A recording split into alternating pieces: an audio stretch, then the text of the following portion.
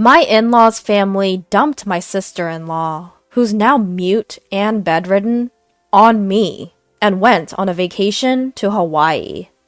Right before they left, my husband, Jack, said, "Taking care of her is your job. Don't slack off." The moment Jack and his family left the house, my sister-in-law sat up and said, "Okay, let's get going too." I'm Lisa, 29 years old. As a teenager, I dreamed of becoming a pop star, but eventually realized it was a fleeting dream, and before I knew it, I was in my late 20s. I started dating Jack, whom I had met through a friend, because my mother, with whom I live, kept asking when she was going to see her grandchild. Talking to Jack, I found out that he too had once dreamed of entering the entertainment industry when he was young. Despite our past aspirations, Jack now works at a prestigious trading company with its headquarters in downtown Manhattan. After graduating from college, I worked at a bank until I got married and quit. One day, Jack and I went to his parents' house. Jack has a younger sister named Lucy, who caught a fever when she was a child. Her mother thought it was just a common cold, but when the fever didn't subside, they took her to a doctor and found out it was encephalitis caused by influenza. It was already too late, and due to the prolonged high fever, Lucy was left with brain damage and turned bedridden. Furthermore, the high fever left lingering effects on the part of her brain that controls speech, leaving her unable to speak. My mother-in-law was the one who took care of Lucy for the most part. For some reason, Lucy and I got along well, and I always looked forward to visiting Jack's family. Lucy couldn't converse verbally, so she used sign language. After becoming close with Lucy, I naturally picked up sign language as well. One day, I signed to Lucy, "We're like best friends who've known each other forever, aren't we?" To which she replied, "Yes, we are. Let's stay close friends forever." I responded, "Of course we will." However, my mother-in-law, who is the complete opposite of Lucy, was always sarcastic towards me. Jack and I live in a condo about a 30-minute drive from his parents' house, but occasionally my mother-in-law would drive over unannounced and start nitpicking on me. "Jackie's shoes are filthy. If a man's shoes are dirty, it reflects poorly on his work. It's your responsibility to keep them clean." My mother-in-law always referred to Jack as Jackie.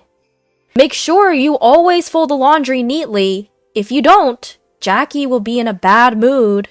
The one who raised Jack this way was none other than her. "No matter how late Jackie gets home, you must never go to bed before him, even if Jackie says it's okay for you to go to bed first." My mother-in-law would say such old-fashioned things. Jack, while we were dating and initially after we got married, was very kind and never disagreed with me. For example, if I said I wasn't feeling well and asked him to have dinner outside, he would readily agree.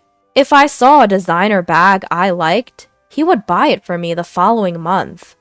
However, about a year after we got married, Jack started to change. Or perhaps he returned to his original self. He started coming home late from work, always reeking of alcohol. Jack's been increasingly busy on Saturdays and Sundays, always claiming that work kept him away from home. When he would occasionally visit his parents' home, he would decline my requests to join him, which was kind of odd. One day, I decided to confront him about it. "Jack, you've become so distant lately. It feels like you're a completely different person," I said. Jack glared at me for a moment, then replied, "That's not true. You're overthinking things." "I don't think I am," I retorted. "You barely talk to me anymore." "I told you, you're overthinking it. Stop bringing this up." With that, he walked away to take a shower, ending the conversation. One day, Jack surprised me by saying, "This Sunday, I'm going home. What are you going to do?" I was taken aback, as Jack had previously always refused my company on such visits. "Wait, I can come with you this time?" I asked, to which he replied, "That's why I'm asking." "Well, of course, I'll come then. I'd like to see Lucy too," I added. Jack frowned a bit and said, "You and Lucy seem to get along really well, huh?" "Yes, we do. It feels like we've been best friends forever," I responded, noticing Jack's slight grimace at my words. On Sunday, I drove us to Jack's family home in Nebraska. We stopped at a bakery along the way to buy some pastries as a gift. Jack's mother always has a frown when she sees me, but she would light up upon receiving the pastries. When we arrived, his mother came to greet us. As usual, she frowned at my sight, almost as if she was not happy to see me. "Mother-in-law, please have some of these," I said, handing her the pastries. She snatched them from me and peered inside before replying, "Is it these pastries again? They're getting boring. But since you insist, I'll have them." Her face lit up like a child receiving a toy. "Is father around today?" he asked. Jack's father was elderly, but still worked actively. "He's out at a meeting. Why, did you need something?" she asked. "No, not really. I just had something I wanted to talk about with him," he replied. I hadn't heard anything about this from Jack. "What's going on? Did you have something to tell your father?" I asked Jack. "It's none of your business," he responded. "What do you mean? We're a married couple, aren't we? Can you just stop nagging?" Jack retorted, to which his mother added, "Exactly. If Jack doesn't want to tell you something, you shouldn't be prying." I decided not to respond, knowing that arguing with her would be fruitless. Just then, Jack's sister appeared. "Oh, Jack, you're here," she said. "Sis, perfect timing. I have something to discuss." Jack started. "What is it?" she asked. "I can take a long vacation next month. I was thinking about a family trip to Hawaii. How about you, sis?" Jack proposed. "I'll pass. I don't have a passport," she replied.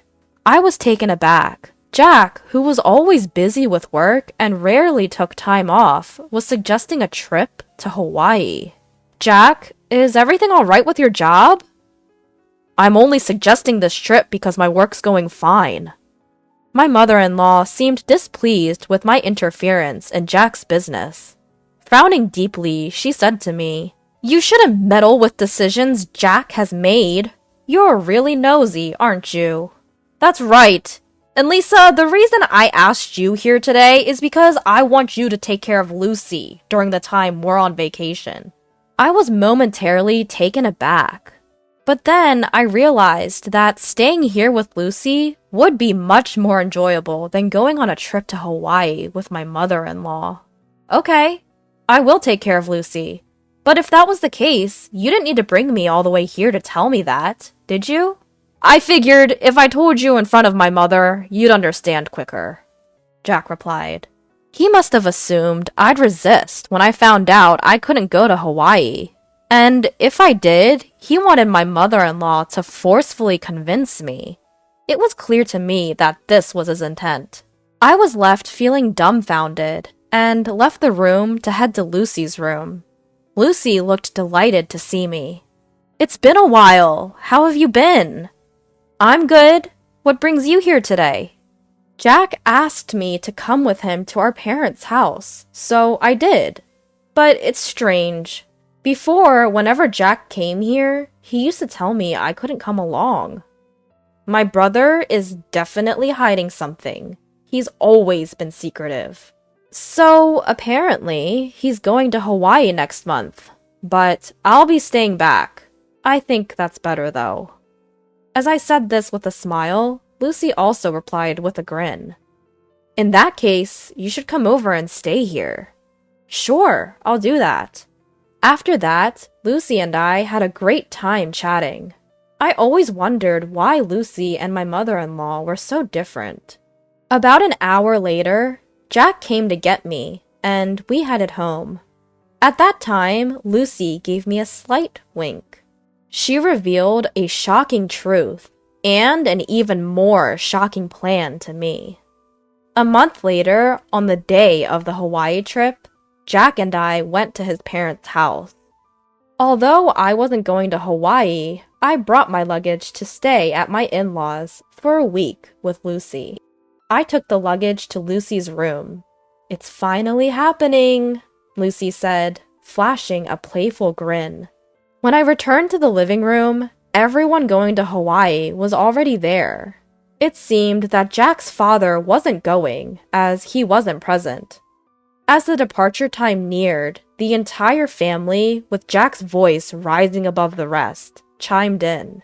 "Taking care of Lucy is your job. Don't slack off." And even my mother-in-law added, "Please get along well with Lucy. It's better for you to stay here, isn't it? If anything happens to Lucy, it's all your fault. We'll hold you responsible." It was absurd for someone who was about to abandon their immobile sister for a vacation in Hawaii to say these words. But I did not react at all. It didn't matter what Jack said. I wasn't in the mood to see them off, so I returned to Lucy's room. It was at that very moment. Lucy sprang up energetically from her bed and called out to me. "Come on, let's get going." This echoed a conversation we'd had just the other day when Lucy confessed, "You know, I can actually walk." And with walking came the ability to converse. "Since when?"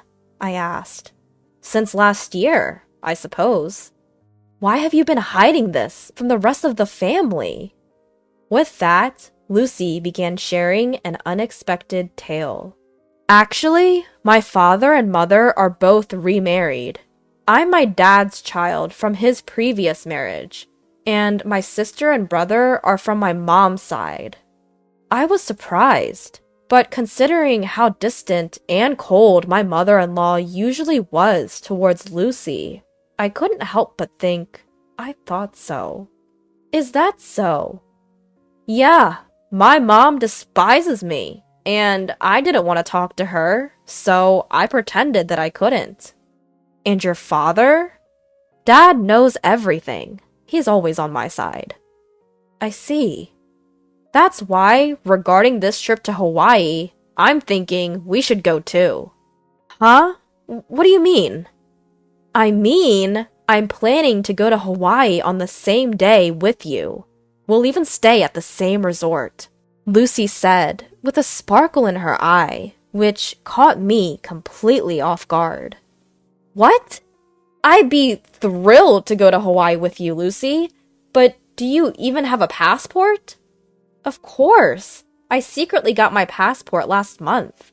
And don't worry about the expenses. My dad is covering our plane tickets and the resort, including yours." "I see. I'm really looking forward to this."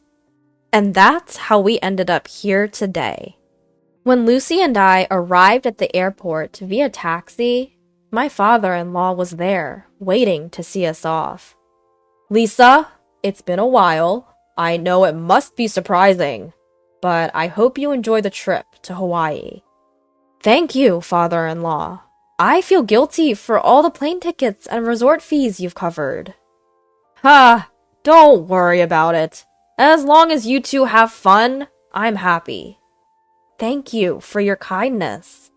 After that, we boarded a plane from a different airline than my husband's family. We landed in Hawaii early in the morning. We took a taxi from the airport and checked into the resort hotel. Lucy and I were sharing a room. I mentioned to Lucy, "Your father seems pretty well traveled." "Yeah, he's been on several international business trips. He's even been to Hawaii a few times." "So, what's the plan?" "I'm guessing my mom and everyone will dine at the restaurant here tonight. I'm thinking of surprising them." "That sounds like fun. I'm excited. Should we get some rest to recover from getting jet-lagged? That sounds like a good idea. I couldn't sleep at all on the plane. After taking a shower, we climbed into bed and quickly fell asleep. We woke up around late afternoon, close to 4 o'clock. Lucy was already awake, starting to wear makeup.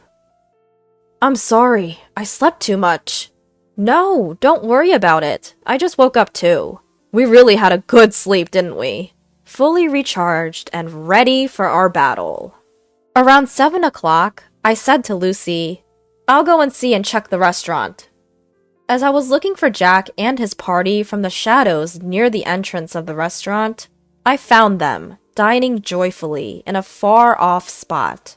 I was too far away from them, so I decided to venture deeper into the restaurant. From my position, all I could see was their backs, and it was hard to identify anyone. But I spotted the back of a young woman that I didn't recognize. There wasn't any such woman when they had left Jack's parents' house. Upon seeing this, I was taken aback, nearly letting out a loud gasp, but I managed to suppress it. When I strained my ears, I could intermittently hear Jack and my mother-in-law's voices. I'm glad it's not that woman today. Yeah, I really drew the short straw. She's tainted my family record. If only we had an elegant daughter like her from the start. I want to divorce her and start fresh soon. Try to find a reason for the divorce and extract a hefty alimony from that woman. Even without a cause for the divorce, it's fine. I can fabricate as many as I want. She's so bad that I want to throw her in the trash. I want to see my grandchild from you and her soon. My mother-in-law was giving the woman a smile that she had never shown me before. I was driven by the urge to step forward and see the woman's face, but I held it in, returned to my room, and told Lucy. That took a while. I'm sorry, I saw something shocking. Jack brought a woman that I've never seen before. What? I was about to scream. Jack and my mother-in-law were continuously bad-mouthing me, and Jack even said he would find a reason for divorce. That's terrible. Jack called me a bad catch, but seeing him with another woman, I felt relieved. Now I can divorce him outright. That's a good thing. Shall we make our entrance then? Lucy and I headed towards the restaurant hall. When we entered to the restaurant, we requested to sit near Jack's table and were able to get a seat quite close to them. They didn't notice our arrival. As we were sitting quite close, we could hear their conversation well, which was still filled with derogatory comments about me. I was amazed and ended up giving a bitter smile at how they could badmouth me indefinitely. Seeing my face, Lucy gave a nod with a smile. That was a cue for us to begin our counterattack. I stood up from my seat, stepped forward towards Jack, and shouted, Are you all having a good time? I'll never forget the look on Jack and my mother-in-law's faces at that moment. Their mouths agape and eyes wide open. They froze for a few seconds. After a few seconds, my mother-in-law finally spoke. Why are you here? And how did Lucy get here without a wheelchair? At her words, Lucy stood up, gave mother-in-law a smile, and said, I don't need a wheelchair. Once again, they were stunned. Thanks to you, my body and speech have returned to normal. I must have caused you quite a bit of trouble for a long time. Lucy, when did you regain your ability to speak? I wonder when that was. Maybe last year? Then why did you hide it until now? Because it was better if you guys continued to believe that I couldn't speak. You and Jack were speaking ill of me earlier, weren't you? My mother-in-law's face turned pale in an instant. What do you mean? She asked. Yeah, we weren't saying anything bad about you, Lisa, Jack retorted. That won't work. I recorded everything on my phone. Do you want me to play it back right now? I countered. My mother-in-law fell silent, but Jack stood up. Lisa, you've been causing me trouble all this time, and now you're making these outrageous claims? He barked. Jack was the one making absurd claims, so I retaliated. Once I returned back home, I'll immediately contact my lawyer to initiate our divorce procedure. You can't deny the fact that you're on a vacation abroad with another woman. Plus, you described getting with me as drawing a blank lottery ticket, so I expect you to demonstrate sincerity by paying a hefty compensation for that comment, I declared. At my words, my mother-in-law seemed to acknowledge her defeat, and her attitude abruptly changed. Lisa, dear, I really like you. Please, try to get along with Jack. This woman is not involved with Jack, she pleaded. I'm sorry, but I can't do that. Since I am a blank lottery ticket, I cannot live with Jack. Please, enjoy your time with this woman. Oh, and I might also seek compensation from her. Isn't that exciting? I smirked. The woman in question turned pale and began to tremble upon hearing my words. Unfazed by the public gaze, Jack fell to his knees and pleaded. Lisa, I beg you, don't make this a big deal. My company has strict rules about this, he implored. What's that? You don't sound sorry at all, I replied. Jack appeared taken aback, then tried again. Lisa, I beg you, forgive me. If my company finds out, I'll lose my job, he confessed. Though your plea sounds better now, I will never forgive you. You are married, and yet here you are on an overseas trip with another woman, I said firmly. Upon hearing my words, my mother-in-law also fell to her knees next to Jack, pleading. Please, forgive my son, she implored, tears streaming down her face. By this time, all the other customers were watching us, and the restaurant manager started walking towards our table. Seeing this, I got up and said, Well, Lucy and I will head back to our room. You all enjoy your Hawaiian vacation. I guess things will get a bit difficult when you get back home. Hearing this, Jack, crying, shouted at the top of his lungs. Please forgive me! I can't afford to pay any compensation! At his loud outburst, the restaurant manager frowned, instructed something to a nearby staff member, and then briskly told Jack something. It was a polite way of telling him that he was disturbing the other guests and needed to leave. However, Jack was taken aback, not understanding the manager's words. Soon, 2 buffed-up security guards arrived and hauled Jack away. Jack was sobbing and struggling, but he was no match for the 2 bulky men. My mother-in-law and the woman were dumbfounded, unable to utter a word. While Lucy and I were also surprised by the turn of events, I thought Jack got what he deserved. A week later, Lucy and I returned home. Jack was quickly released and seemed to have returned to his room.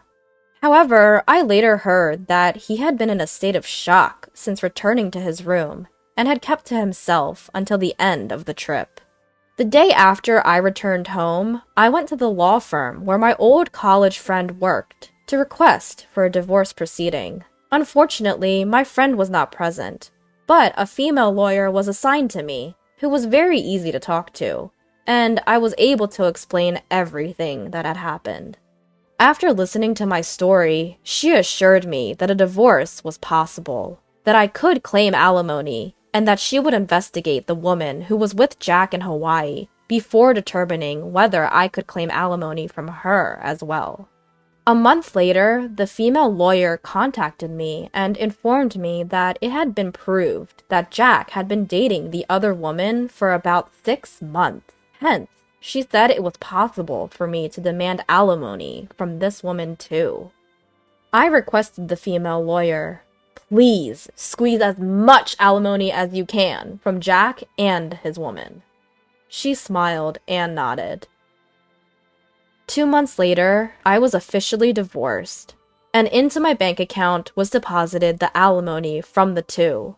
I mumbled as I saw the amount. And that's karma for calling me a blank lottery ticket.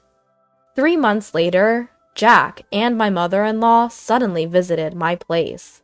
Despite it being only 3 months, they had lost a lot of weight and looked completely haggard.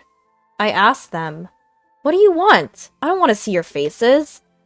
Jack replied in a thin voice, "I'm sorry. Could you lend me some money? I've lost my job and the woman ran away. I don't even have money for food." My mother-in-law also spoke in a whisper. "I've divorced my husband too. I don't have money. Please, I beg you." My mother-in-law was in tears. I responded, "Too bad. I have absolutely no obligation to help you, and even if I did, I would never help you guys out. Now, please leave." After they left, I sprinkled a large amount of salt at my entrance to get rid of bad energy from my house.